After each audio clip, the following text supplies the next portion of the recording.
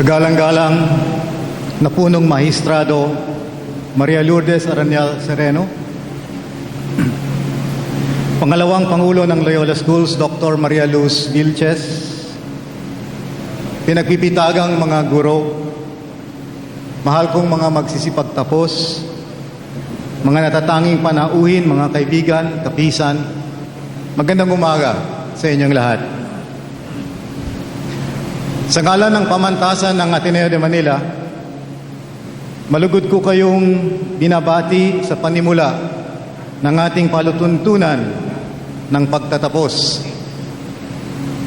Narito tayo ngayong umaga upang ipagdiwang hindi lamang ang ating mga natupad at natamo. Naririto tayo upang ipagdiwang at sariwain muli ang lahat ng mahalaga sa atin, ang ating mga pangarap at adhikain, ang bukod tanging sarap ng ating pagsasama bilang isang komunidad dito sa Ateneo de Manila.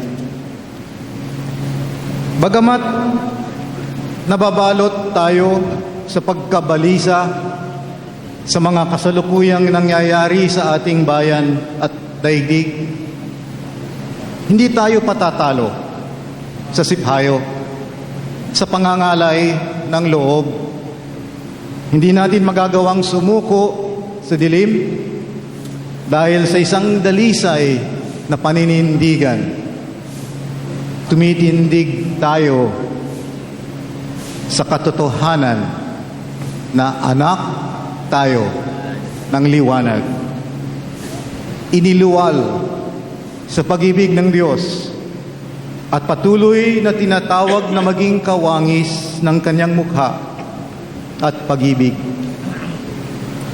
Sa ating pagtingin, ang kadiliman ay anino lamang, isang desperadong pagsangga sa di mapapawing liwanag.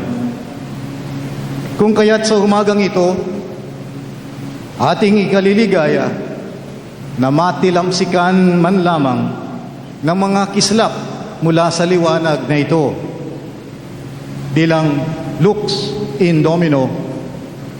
Alam nating totoo ang alab ng ating puso. Totoo ang mga biyaya na ipinagkakaloob sa atin, ang biyaya ng ating buhay, ng talas ng talino, ng lakas ng bisig, at tatag ng puso at diwa.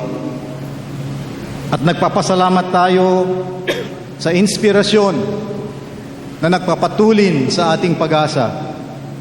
Ang inspirasyon ng buhay na inihahain. Ang inspirasyon ng magiting na pag-aalay ng mga biyayang ito sa Diyos at bayan.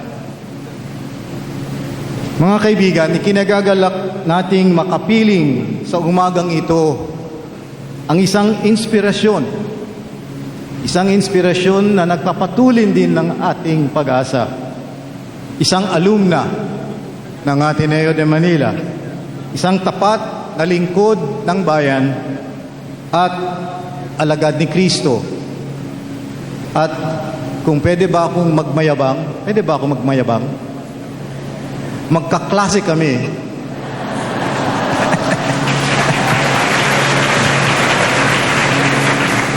Magkaklase kami sa Philo of Religion. Philo 103. 103 pa ba ang Philo of Religion? Yung pa rin.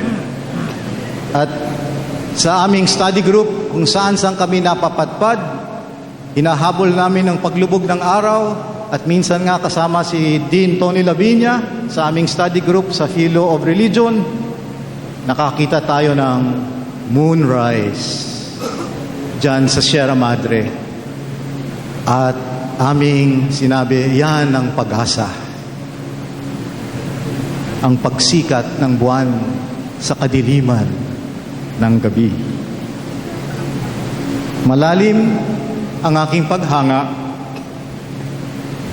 sa ating panauhin ngayon sa tatag ng kanyang mananampalataya at paninindigan, sa talas ng kanyang dunong, sa lalim ng kanyang malasakit sa kapwa at sa ating bayan.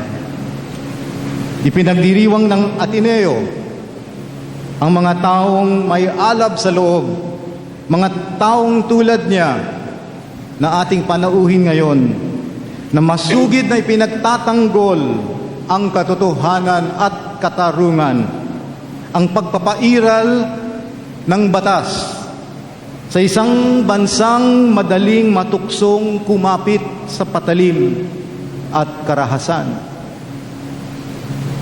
Buong yakap na tinatanggap natin ngayong umaga ang pagbabalik muli sa piling natin, sa piling ng kanyang alma mater, ng kagalang-galang na si Maria Lourdes Aranyal Sereno, punong mahistrado ng kataas-taasang hukuman ng Pilipinas.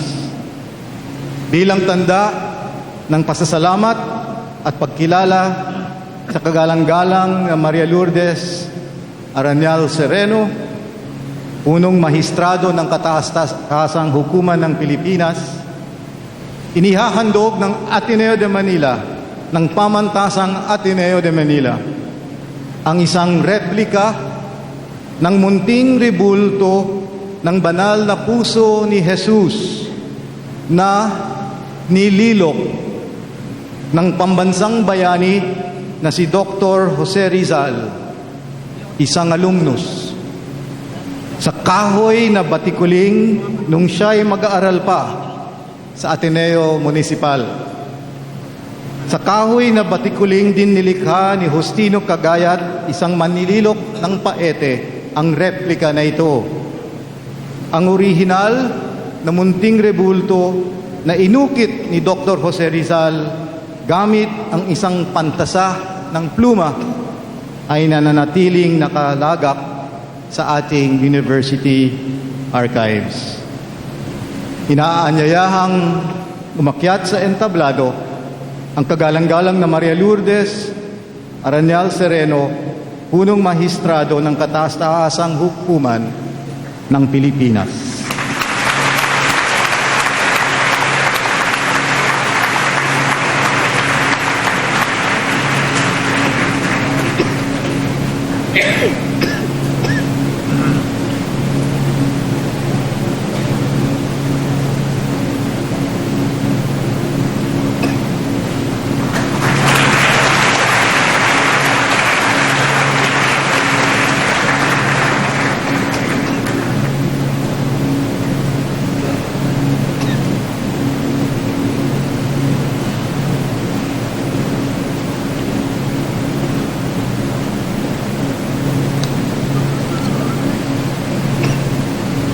Ladies and gentlemen, the Chief Justice of the Supreme Court of the Philippines, the Honorable Maria Lourdes Aranyal Sereno.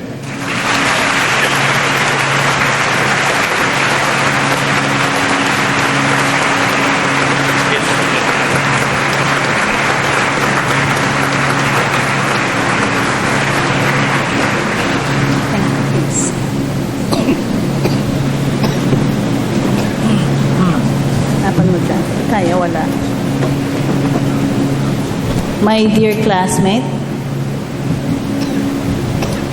whose star I have always followed.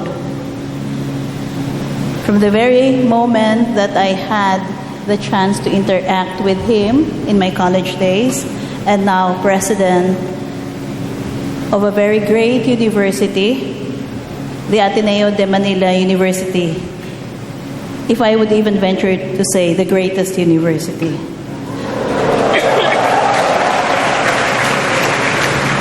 Of course, when I go back to UP, they ask me to say something else, no? Dr. Maria Luz Vilches, Vice President for the Loyola Schools, members of the Board of Trustees, graduates of Batch 2017, parents, guests, my classmate, Dean Antonio Gabriel Lavinia, and my student, your Vice President, Attorney Hofilenia.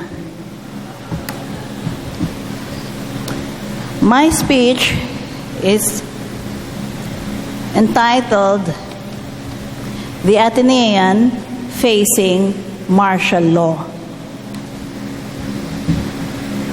37 years ago, dear Loyolans, I stood in your place, about to take a place of honor and privilege as a graduate of Ateneo.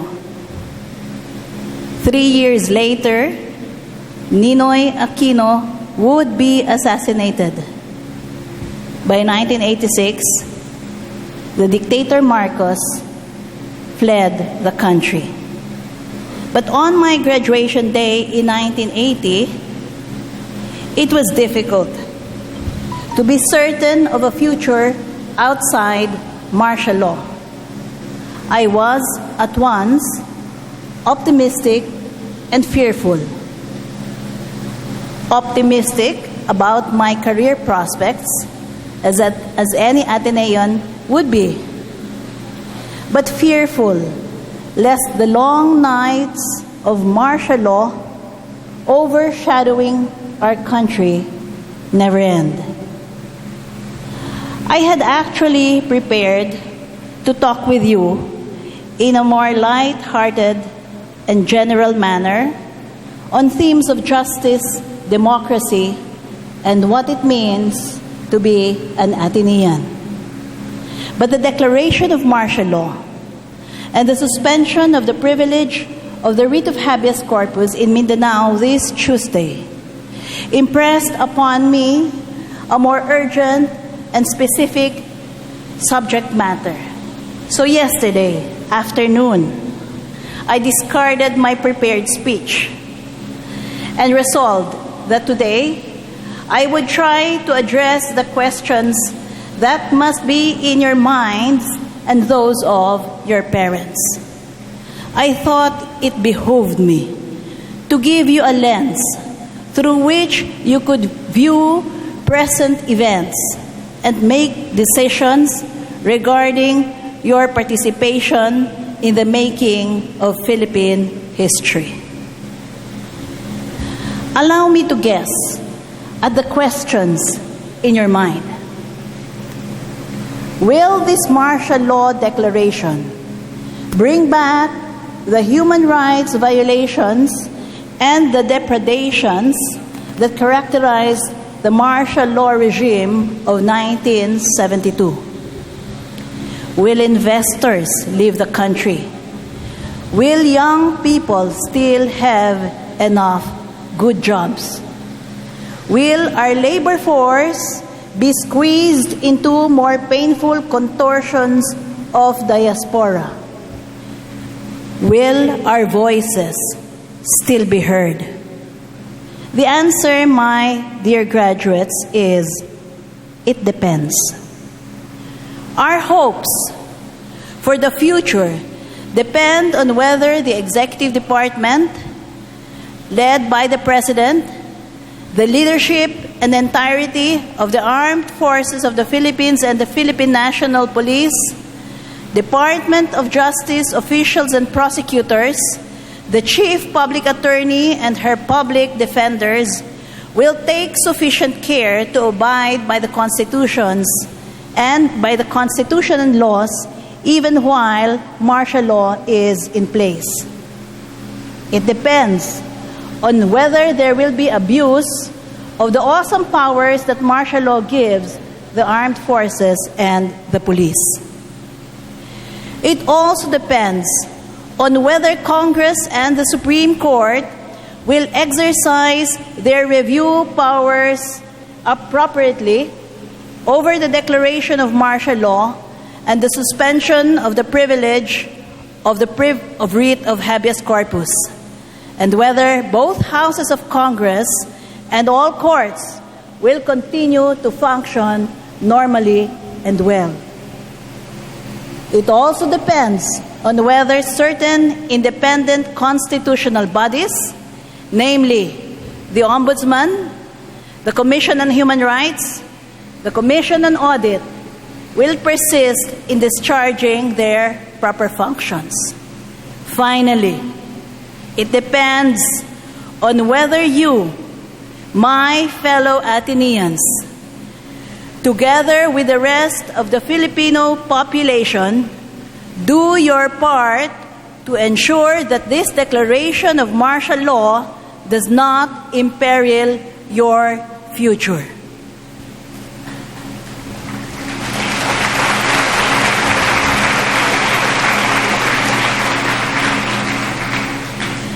Allow me to clarify that the powers to declare martial law and suspend the privilege of the writ of habeas corpus are expressly granted President Duterte under the Constitution.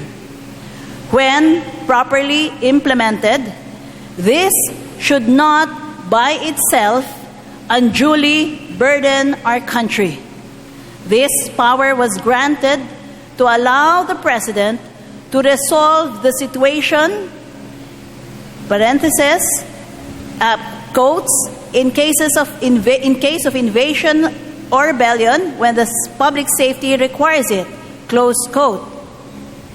There may be questions before the Supreme Court regarding whether this can be extended to encompass situations akin to invasion or rebellion, and what circumstances constitute rebellion. But we will not venture into it now. Suffice it to say that the martial law power is an immense power that can be used for good to solve defined emergencies. But all earthly powers, when abused, can result in oppression. If the martial law power is expressly granted the President, why are there fears expressed in some quarters regarding the declaration of President Duterte? You must understand the history of a previous declaration of martial law, which occurred over 40 years ago at the height of President Marcos's power. Former Chief Justice Claudio Tihanqui, also an Atenean, in Dizon versus Eduardo, described September 22, 1972, the night Marcos announced martial law, as a dark evening when military authorities moved throughout the city to arrest and detain journalists and members of the opposition upon orders of the president turned dictator. Over the next decades, enemies of the Marcos regime disappeared, were tortured, or summarily executed. These were the words of Chief Justice Tihanqui. The fears stoked by the terms martial law and suspension of the writ of habeas corpus are therefore not surprising. But we must remember that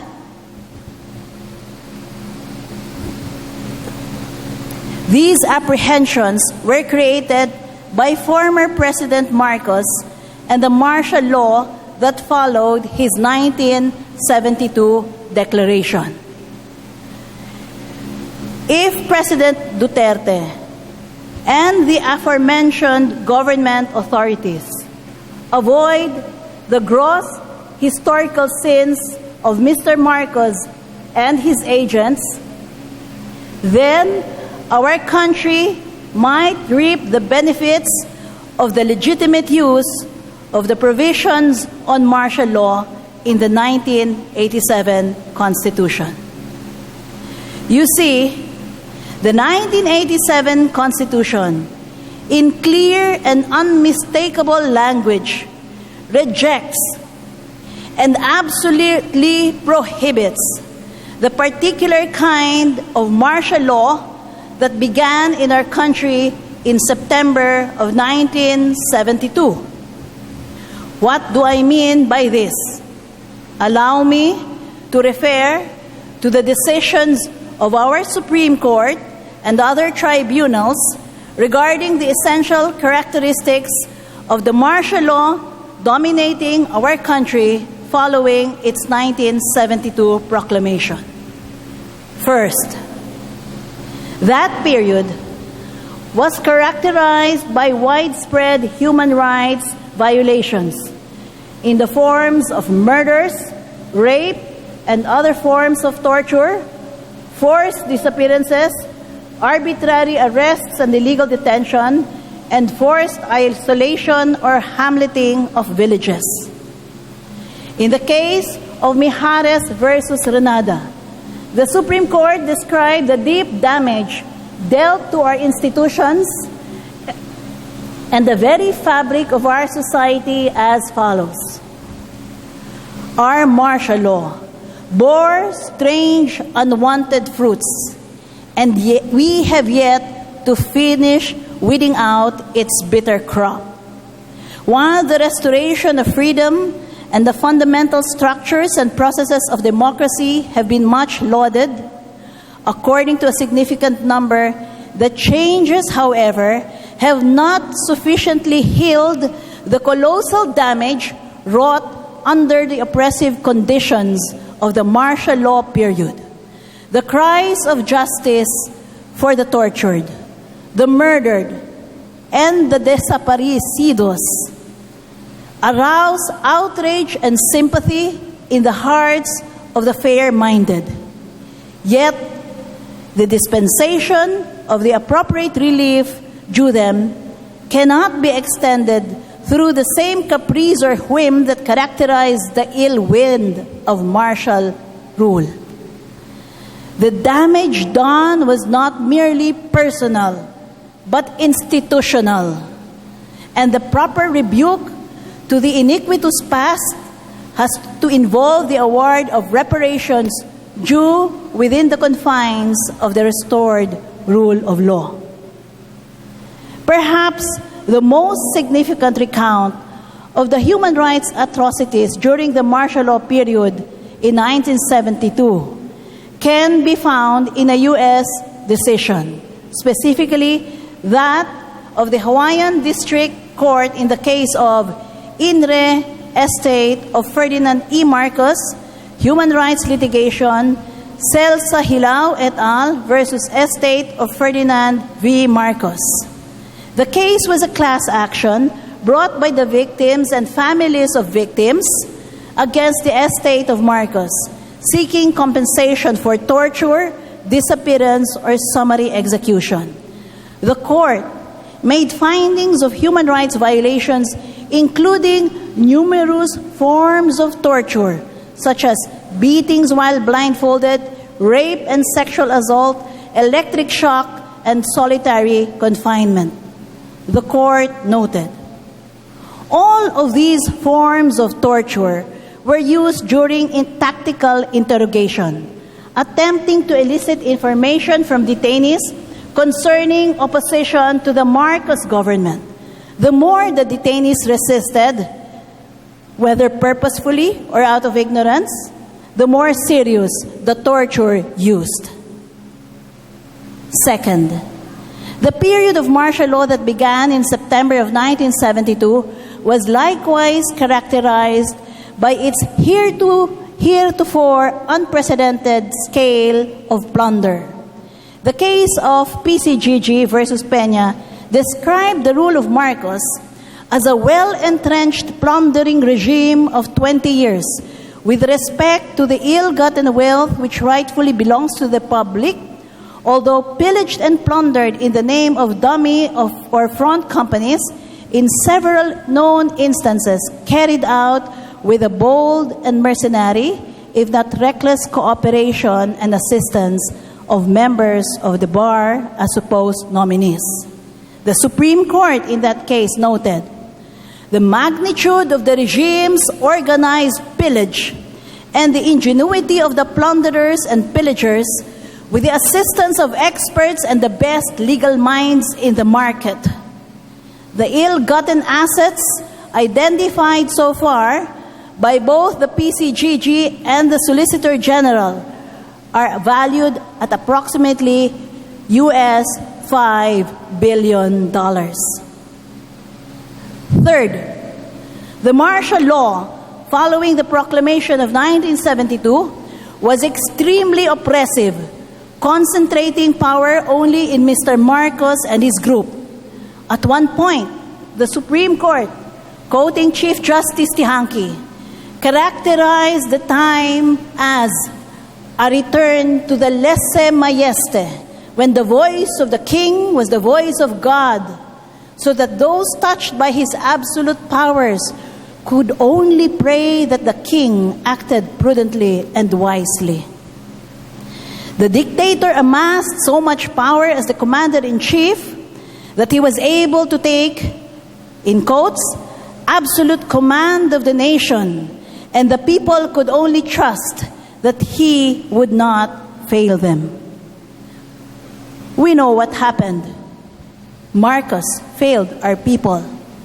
Those of us who were alive at the time bore witness to the human rights atrocities and the corruption caused by such absolute power.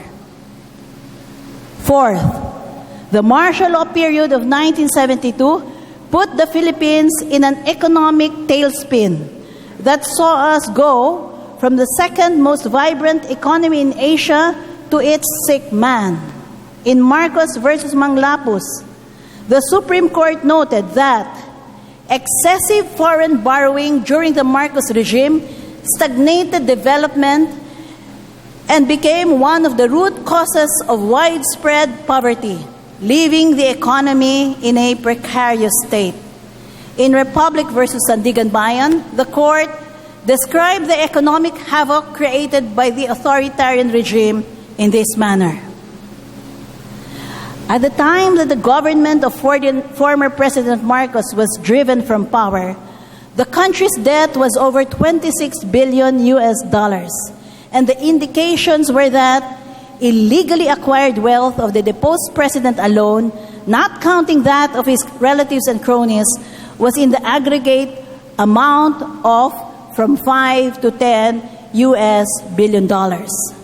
The bulk of it being deposited and hidden abroad. These are only a few excerpts from some of the many decisions from the Supreme Court and other tribunals that memorialize for all of history the atrocities committed during the era heralded by the 1972 Declaration of Martial Law. They may not be the most heartrending because of the necessary haste with which I complied the accounts. But I encourage you to do further research and reading on these and similar cases. These excerpts, together with unrefuted historical accounts, are a testament to our country's resolve to never again allow ourselves to return to those dark and terrible times.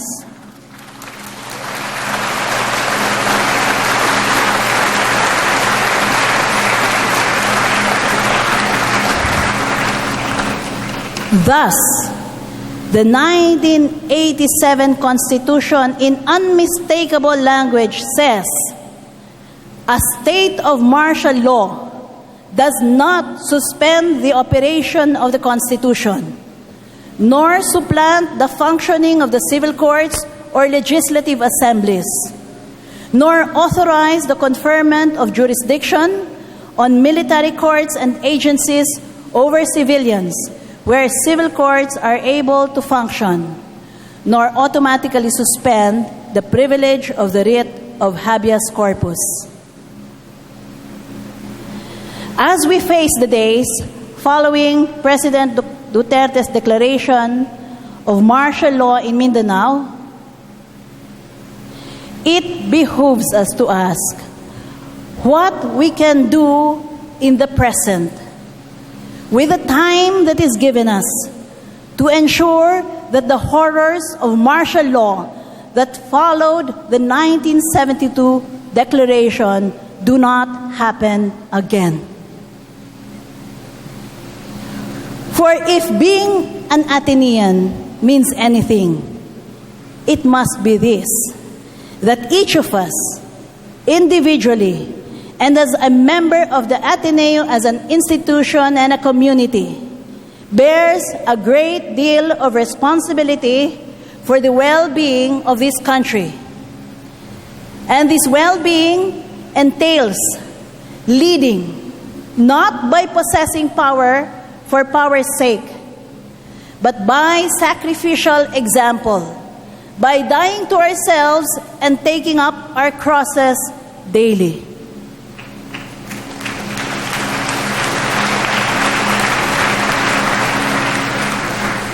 If power is to be granted to an Atenean, then such power must be exercised the way Christ exercised his leadership, by being a servant first to the Father and to his brothers and sisters. These are times when everything that can be shaken is being shaken, when institutions are being challenged to their very foundations, and basic ideas of decency and human dignity are being violated with great impunity. These are times more than any other that will sorely test the Ateneans' capacity to distinguish right from wrong, and the Ateneans' ability to act in service of what is right and true and good.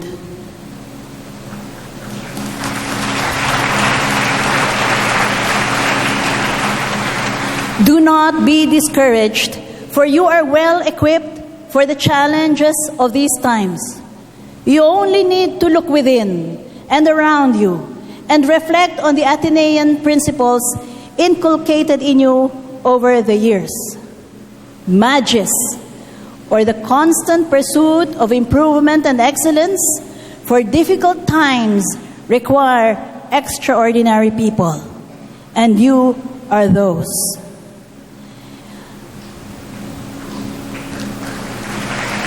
Ad maiorem Dei gloriam, for the greater glory of God.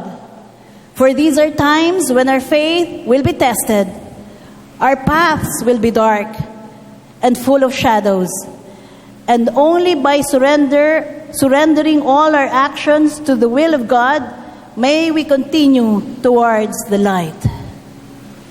One big fight.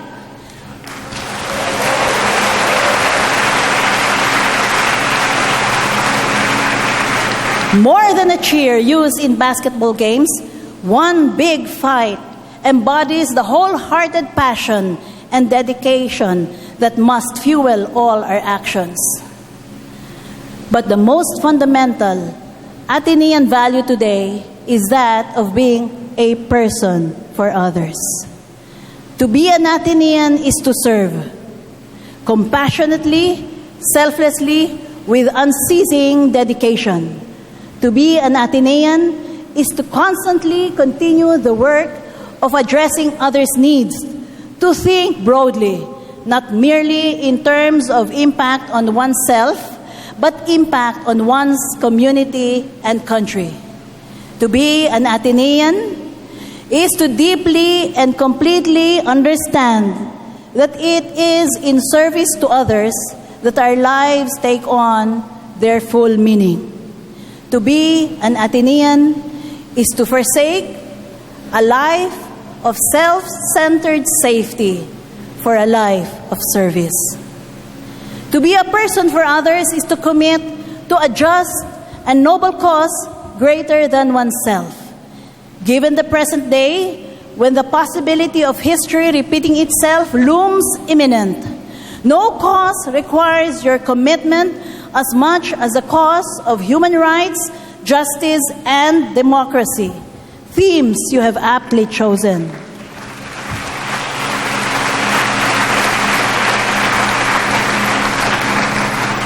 For today, people's fundamental human rights and freedoms the core of our democracy, face grave and blatant threats.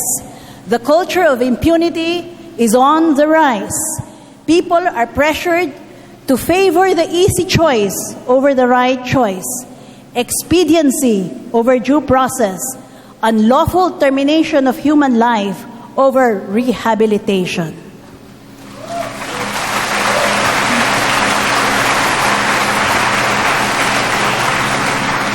You need to make a stand, dear Ateneans, more than merely ruminating on the idea of justice. I call on each of you to commit to confront the common injustices of our society and seek to address them. I urge you to speak out with truth, even against the overwhelming tide of popular opinion, and reach out to the oppressed and disenfranchised. When you face threats to the sanctity of human rights or the stability of our democracy, give your all to protect these freedoms. Give your all to protect our nation and our people.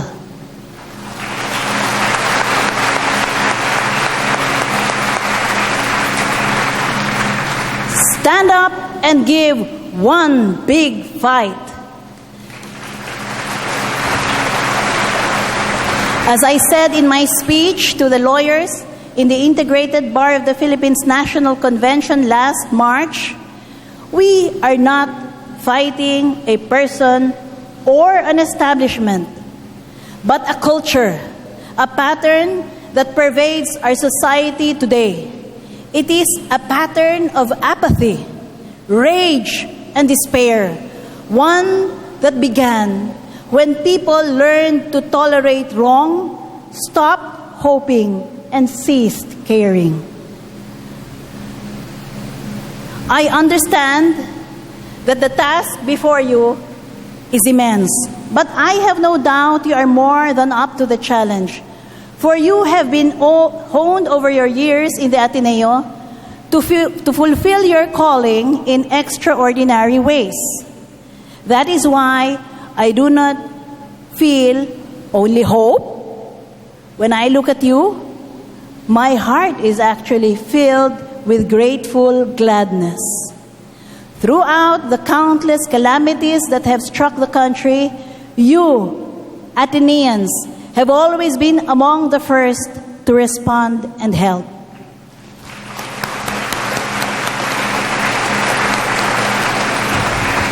Unstintingly and without hesitation, Ateneans have reached out time and again to complete strangers, giving of themselves to people they may never even meet again. Last year, when the history of our nation was subjected to attempts at revision, you were among the first to speak up. I saw young men and women from the Ateneo spill out into the streets, furious and indignant, speaking up against this distortion of our history and reaching out to show fellow Filipinos that they were not alone. As a fellow Atenean, I understood that this passionate outpouring of righteous anger sprang from a deep understanding of what it means to be a person for others.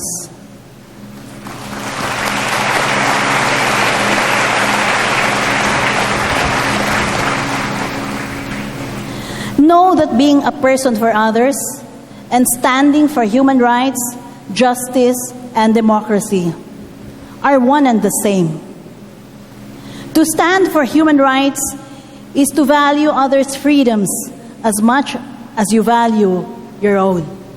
To stand for justice is to oppose any attempts to value one group's freedoms more than those of others. To stand for democracy is to love your country and your people so fully that you will act to ensure democratic processes are followed despite great personal cost. To stand for all of these is to sacrifice yourself so that others may know freedom, safety, and all the fullness of life. Know that you are not alone. You will not be alone. Have the courage to stand. My prayers are with you, young Ateneans, as you face this crossroad and move on to a new chapter of your lives. May the Lord bless and keep you. May He make His face shine upon you and be gracious to you. May the Lord turn His face towards you and give you peace. Mabuhay po kayong lahat, class of 2017.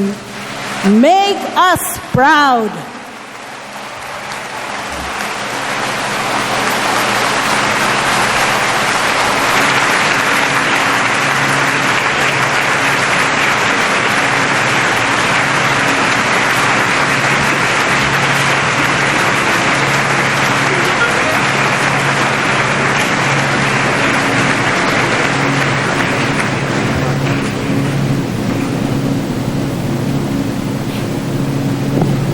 Tinatapos natin ngayon ang bahaging ito ng palatuntunan.